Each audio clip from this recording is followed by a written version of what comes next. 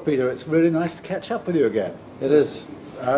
When did we first start working together? What, 96 was it? Yeah, 96, 97. That was Air New Zealand Catering came to us and asked us if we could make them a wine concentrate, which they could use in cooking, which didn't fill their kitchen with steam. And so we could do that. Yes, we'd work that out, but we couldn't work out all the good flavours. So we came to you. That's right. And said, does the stuff work or doesn't it when you cook with it? And you really put in an awful lot of work on it. And we've come up with a really good product, I think. Since then, I mean, I've hardly seen you in the intervening years. You've been, at that stage, I think you owned the French farm. French farm in Akaroa, didn't you? Akaroa, yes. Yeah. Since then, you've been using Vincon all around the place. So what have you done with it? Well, Vincon for me has been an amazing journey. It's literally been round the globe. Absolutely, from when we first met in Akaroa, and we did the testing and everything else. It's now taken me from there to Singapore Chef of the Year for 4 years running. We've used it extensively in Japan as well. Were you using the red or the white mainly? In Singapore it was mostly the red, but in Japan and Sapporo and Hokkaido we used the white principally. But the flavours have grown, and what's kind of frustrating for me is that lots of my colleagues haven't taken it up yet, and that's kind of an understanding that they're slowly coming around to. But the product has allowed me to do enormous things, absolutely amazing things. Certainly in a competition you can be much faster than than other entrants, I think. Well, this is it. I mean, principally in Chef of the Year in Singapore, you're only given 1 hour in the practical stages to create a dish for 4 people in front of all the judges, and there are over 1,000 entries for one prize.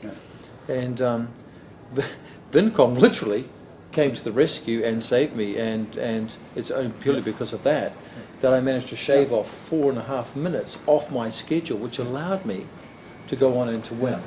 And just that flavour concentration that you can add at the last minute is phenomenal.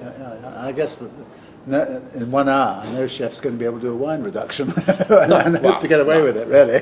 Well, not only that. I mean, some of the things that we've done around the world, and a lot, particularly in Wellington at Te Papa, an icon, which is the National Museum of New Zealand, where we had banqueting for 2,500. Can you imagine the volume of red wine or white wine that has to come in 3-litre cardboard casks on pallets? That's 54 cases to a pallet to make sauce, when you can buy 1 case, and you have such control over that quality of flavour and the end product to a world-class visiting audience.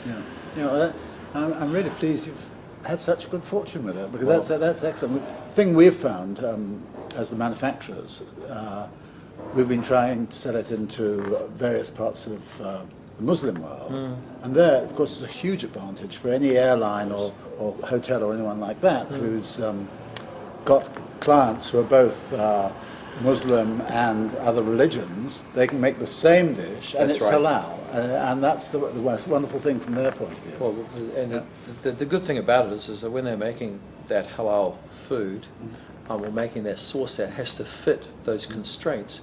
1, they don't want to have 2 different products in the kitchen.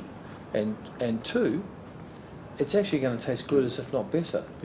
And it's that consistency of adding the product at the end, as opposed to adding a massive volume at the start, is the most amazing thing. It's I'm really grateful for you carrying the banner for it, but it's amazing how slow it's been in penetrating the consciousness of the world's executive chefs. But I guess many more food manufacturers use it than chefs, I think, probably. But this is all so interesting, because what's happening, if you look at some of the great chefs of the world that are around, you look at Heston Blumenthal of the Fat Duck, you look at Farron Ada, you're looking towards Norway now, and food has taken a full circle. So Vincon had slotted into that circle and slowly moving around, because all of those products that used to be what we would call industrial, products that were used in mass bulk food manufacture are now being pulled out and used by individual chefs in individual restaurants. And some people will call this molecular gastronomy, some people call it common sense. I call it common sense. That a product like Vincon was, like you say, mostly used by food producers or by Air New Zealand, or particularly Singapore Airlines still use it to this day. To take it out and put it in an individual kitchen and give the individual chef, restaurateur, or hotel owner the opportunity that the big manufacturer has is an amazing thing. This product from here on, I think, is going to just go absolutely global. It fits where we are now in the world as chefs and culinarians and restaurateurs and hotel owners. We are budget conscious. We are worried about nature. We're worried about the things that we put into our bodies, and Vincon is a totally, absolutely, 100% natural product. And that, to, I would suggest, 75% of the world's population is of huge importance. Well, that's great. Anyway, Peter, it's been lovely seeing you. It has. Lovely It catching has. up, and Chin chin. long life and great success. Thank you very much.